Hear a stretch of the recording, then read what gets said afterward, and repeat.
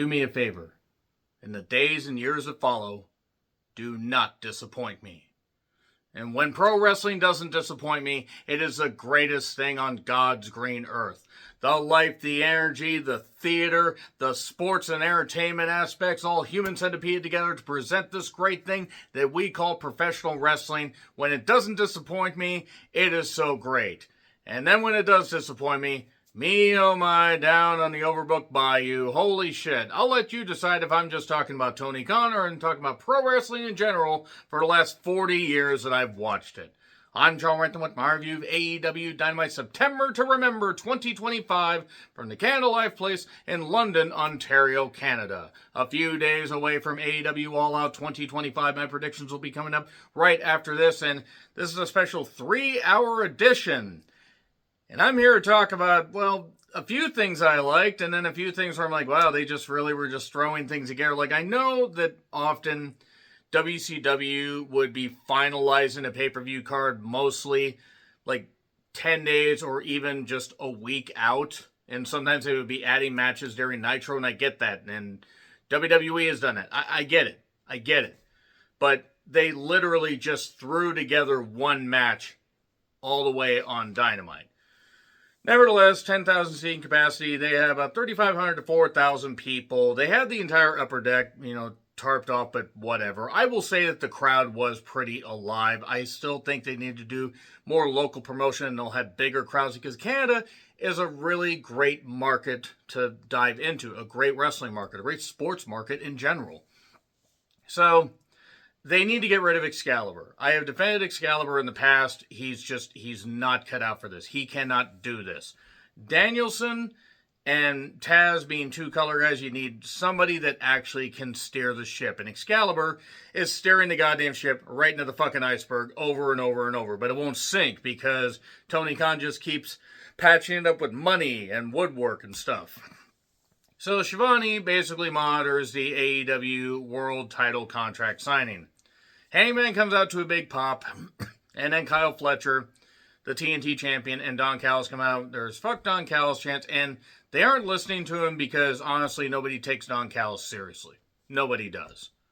He's not a believable manager. He's just not. His best talking days were way long ago. So, Hangman basically says, I see what you can be, Kyle, and your best will not be good enough.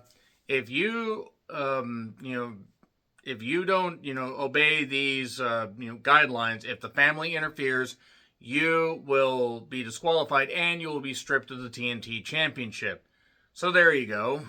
Now, any member of the Don Callis family, I have a feeling they're going to add somebody that's going to try to add a new wrinkle. I still don't think that Kyle's going to win, but I'll talk about that in my predictions a little bit later. Kyle tries to heal it up, and Kyle will get there, but the promos aren't quite it. Hangman basically says, and, you will not be able to handle this defeat, unless you basically bow up and stand on your own, and, in the days, years that follow, do not disappoint me. And Kyle basically vows to bloody him, break him, and make it to where Heyman can't leave out under his own power. Bit harsh, but alright. And until that day comes, say my full name. Bitch. Good old Allison Hannigan from American Pie. So, that was that. And then we get a Darby Moxley package, and they want me to listen to Moxley talk. Well, no, I'm not. And then Roderick Strong took on Jon Moxley in the opening match with Marina Shafir, the wife of Roderick Strong. And, well, yeah, it's a tough day at the Strong household. And, Strong and Marina had a cute little moment where the couple was happy to be on TV together. You can share those moments at home. Marina should not be on a national broadcast. She was not good in WWE. She's not good here. But good on the happy couple.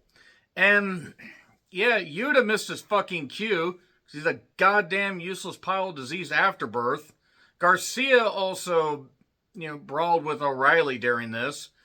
And the choke won it. So, yay, more Death Rider stuff. They need to end this, and they need to pivot the fuck away from this, and they need to just dissolve this and really get some managers and some groups that are actually good. And I don't care if Tony Khan books long term, it is not good booking. What he is doing with this is not good booking. I'm not saying it's all been bad on this show, but good God. So MJF and Mark Briscoe package, and then we go to Khan's office last Saturday where they're conveniently mic'd up and stop having Tony Khan talk. Just stop. Just stop having him talk on TV. He literally sounds like somebody that's on a high chair throwing a fit. So basically, MJF says, fine, you won't do that, then it's on your head when another Briscoe is put in the dirt. Okay, it was fine the first time, now it's just stale, and I like MJF, but they have pretty much neutered him. Bobby Lashley with Shelton and MVP took on Toa Leona with Bishop Khan and Ricochet. Big pop for Lashley. This was fine for what it was. It was much better than the first match because it didn't involve any of the Death Rider stuff. It did involve Mr. Bald, by the way, but that being said, there was one point where there was a DVD on the apron, or actually a Samoan drop on the apron. There are so many apron spots that I actually wrote DVD instead of Samoan drop, but I don't know why you do a Samoan, whatever. Lashley, bless him, at almost age 50, is willing to do that. There was a spear outside to a pop. MVP dumps Ricochet, and then he got dropped on his head a few times, but considering Ricochet is kind of an idiot, it's not really going to affect him. He did talk about how AEW's affordability on ticket prices should be something that people gravitate towards, and I agree. And I'm going to have a little sidebar here before I get back to the match.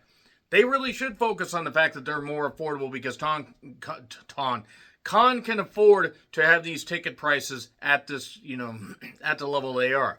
Now, doing some premium stuff for like the front row and some meet and greet stuff, it's still not nearly as absolutely egregious as even WWE was before TKO bought them.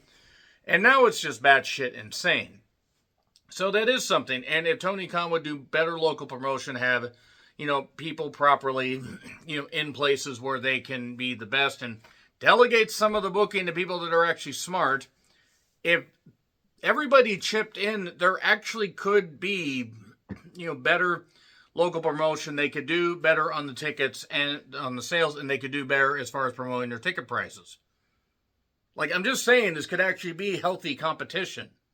Because AEW is what it is. It's got its base audience that it can turn into at least a profitable pay-per-view audience. And now their pay-per-views are on Max for $10 cheaper, which doesn't seem great, but at least it's not asking people to go from $10 to $30 on the new ESPN streaming service that, boy, isn't looking all that great now because suddenly, because of certain things that have happened, I'm just going totally off the goddamn rails here, but after Jimmy Kimmel, who I've never been the biggest fan of, got his show canceled, at least temporarily, it's on indefinite hiatus, because he made something about Charlie Kirk, and I stand by everything I said about Charlie Kirk in a rant that I did last week, I believe. And I don't really care what side of the political fence you're on. Y'all need to realize that as a society, if we can't take a joke, then we really shouldn't be doing, we really shouldn't be existing in society. It was also so innocuous where when South Park has said a whole bunch of war stuff and all this, and the talk of cancel culture on the right is so funny that now suddenly they want to cancel these shows like, yeah, okay, Kimmel doing this. Kimmel's got plenty of money. Kimmel doesn't need that show. Same with Colbert. These streaming services, Netflix, could give both those guys goddamn shows because Netflix has oodles and oodles of money. Peacock could bring on Jimmy Kimmel if they want. I mean, I don't remember who they have for NBC. The whole point is, all this stuff about, like the ESPN deal with WWE and now Disney subscription, because it's a bundled service, are dropping significantly. I mean, I don't know how many, but I would imagine it was by the thousands or tens of thousands, hundreds of thousands. If it's by the millions, I'm keeping mine just because I have so many streaming services that are honestly operated by pretty shitty people, whatever, and plus I get the content. But I don't fault anybody for speaking with their goddamn wallet. And it's so funny, though, that all this is happening, and meanwhile AEW has their base audience that they're turning into pay-per-view dollars, and they're doing pretty well, all things considered, and they're paying a significant amount of money as far as the revenue to the wrestlers. I don't know if it needs to be 50% of the goddamn revenue, but I digress. But it's so funny that the party of cancel culture and everything is so happy about this. You realize that this is all just leading to stuff that you claim to hate. You claim to hate the fact that the government will overlord you. No, you actually are the biggest part of the problem. So I have no problem basically saying that if anybody is a right-wing crackpot that is still watching this show, I do not want you here. I do not want you here. I do not need you here. I have kicked relatives out of my goddamn life. People that I talked to for 30, 40 years. I'm 44 years old. I mean, there are people that I knew from before I actually really knew much about them because I was a fucking kid. And now, I'm happy having my goddamn good people in my life. I don't need everybody to be like-minded. Everybody can have different opinions if they want. But if they're toxic to the goddamn point that you're going to support shit like that, and I'm not talking about abolishing it, I'm talking about actually supporting all that stuff and ripping families apart and everything.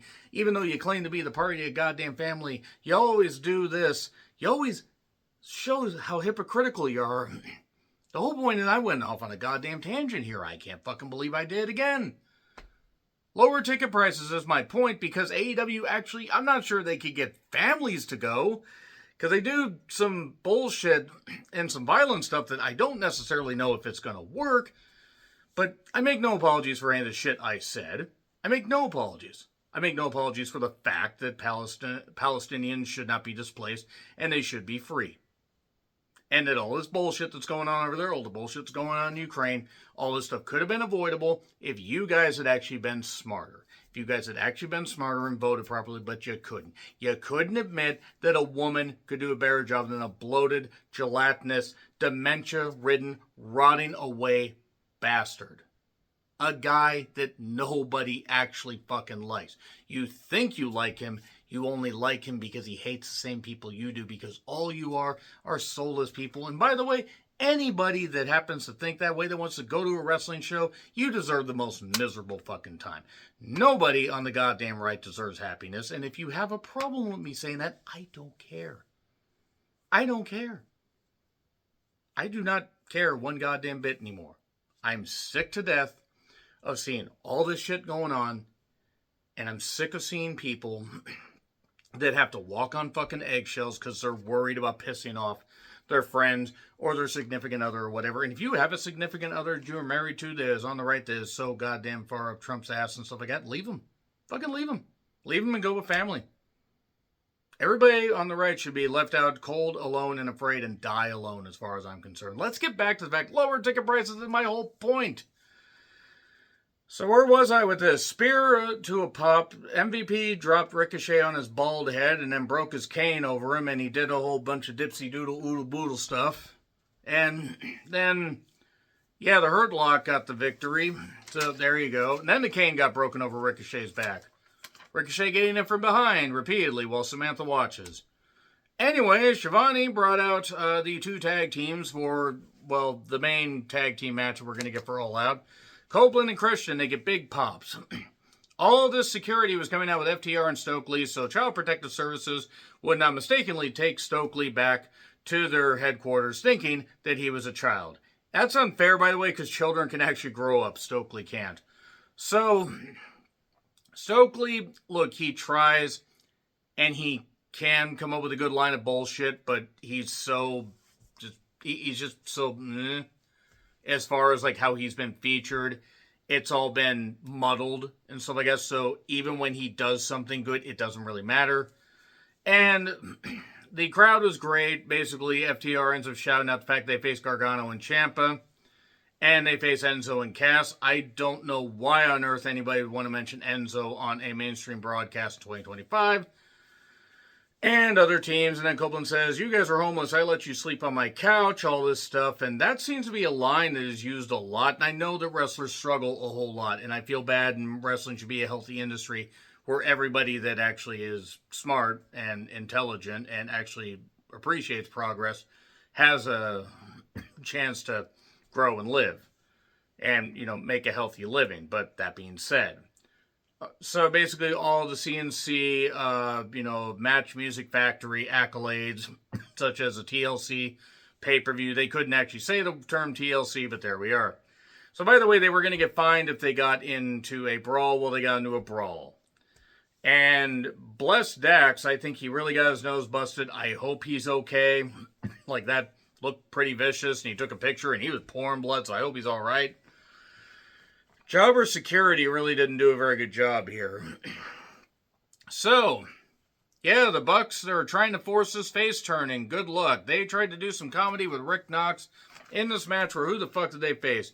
Juice and Austin Gunn. I had asked a buddy of mine in another state is all I'll say. Because I didn't know if that was Colton or Austin because I can't tell them apart. It's Austin because Colton got hurt. I couldn't remember which one got hurt. So yeah, it's a ladder qualifier. They did a DraftKings spot where they were trying to pay off Rick Knox. And then he was like, no, and the money went in the air and everything. And then later they hit the tombstone and got the victory. I'm sorry, but it's a Bucks match on TV, and I have not enjoyed this comedy. I don't find it funny. I've never found any of their stuff funny. The match was what it was, what I saw, what I could pay attention to, what I could stomach. But no. And then we get a package on the women's Tailgate 8 party, where Mina Shirakawa has boxing gloves for some reason. And then the Beast of Monet took on Mascara Dorada. It's a unified finals qualifying match. Basically, the winner of this faces Okada and Takeshita. Flip-de-dee-doo-dah, flip-de-dee-day, my, what a wonderful day. Destroyer on the apron is pretty much where I just totally zoned out on this thing. And yes, they do impressive stuff. Dorada is a very good athlete. The Beast of Monet or the Meat Mortos can do some good stuff for a big guy. The problem is it went longer, I think, than it needed to. And Dorado won with I believe he won with a shooting star press, if I remember right. They did a lot of flips. Then here's Okada, and then Take shows up and confronts him. And then this is the match fans want to see. I want to see Takeshita flatten Okada in like 7 to 8 minutes. So, I would have loved to have seen Okada from 2021, 2019 even, probably 2019, against Takeshita now. But now, I don't want to see Okada in a long match. Yes, the match with Kenny was good in comparison to his other AEW stuff, but nevertheless, Dorada dives on Okada to a pop. And then Tony is on the stage, gets a big pop. She's not sure if her title reign's going to go much longer.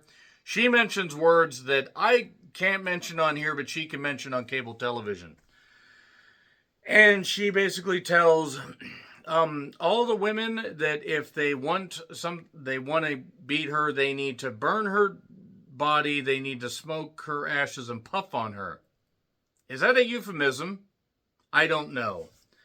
Jamie shows up in very bright pants and basically says 3 things, and the last one is hater hits hard. She wants to fist Tony so goddamn hard, I think. Statlander then shows up. It is like literally, okay, Jamie shows up and there's a spotlight. And then Statlander shows up in the spotlight. It's like a one-act high school play. It was amusing if it wasn't so ridiculous. And then, there you go, and you can't stop Stat, except a lot of people have. And then here's Tekla for the main event. It's against Queen Aminata in a no-holds-barred match. Okay, they put a lot of weapons in there. They didn't need to. You could have put a few. They didn't put tacks, they didn't put glass, they didn't even break a table. So I will give them that much credit. They did a twist of fate on the trash can. There were some hard shots. They were laying shit in. There was a spider suplex and then the spider walk. And Jesus Christ, that is really hot. I'm just saying. And then a brain buster on a chair by Aminata where it looks like she busted her elbow. Good job there, protecting yourself. Doing these moves on chairs is just never a good idea. And then a stomp on the chair, 1, 2, 3. And then here's Toni Storm. She took off the title. I thought she was going to take off her tights, and nevertheless. And then a cat fight, and then Statlander and Jamie are fighting, and then here's Yuta, and nobody just said, get the fuck out of here. This is for actual talent. What are you doing here, you diseased wannabe? The day that Yuta is just forced off this television until he can grow 6 inches and actually become a full-grown human being will be a great day. I don't care if he gets paid for another 3 years. I do not need to see him on television. It's a fucking waste of space. And the Triangle of Madness here. And yeah, there we go. Whatever. We just kept getting people fighting. And then they fought off. Statlander, I'll save it for the predictions, but good God. I'm worried what they're going to do with Statlander. Why are Daniel, Scorpio Sky, and Top Flight outside, and why is Alicia Toot wearing a dress made out of Levi's 501s? I don't get it. Jesus Christ, Shayna Wayne. I feel bad saying that because I have met both her and Nick. Is tremendous. Hope he recovers from his injury quickly and 100%. And I've talked to Shayna at multiple indie shows. I mean, just a few, and that was a number of years ago. No way she remembers me. Even though they're from the same area, it was a lot of local, feel to it, and we felt like a community there, and I wish that promotion was still around. But that being said, Shayna's super nice, and my God, she is just absolutely stunning. I mean, just 1,000% stunning.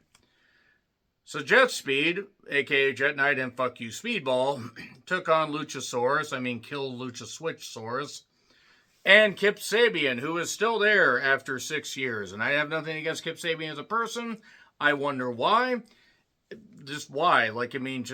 He's okay in the ring, and that's it. I don't think he's terrible. I just don't think nevertheless. Ladder qualifier, basically, Kip pissed off the dinosaur one too many times. And Kip got tagged in forcibly. Tried to put his feet on the ropes to win. Lucha Switchsaurus pushed the feet off. Jumped down from the tag. Shayna's upset. And then Kip got pinned. Which is fitting because you want to pin the weak link of the group. And look, I'm glad that Luchasaurus is healthy. That's the first thing. I actually totally forgot that he had double pneumonia and he was touch and go for a while. Fortunately, he's all right.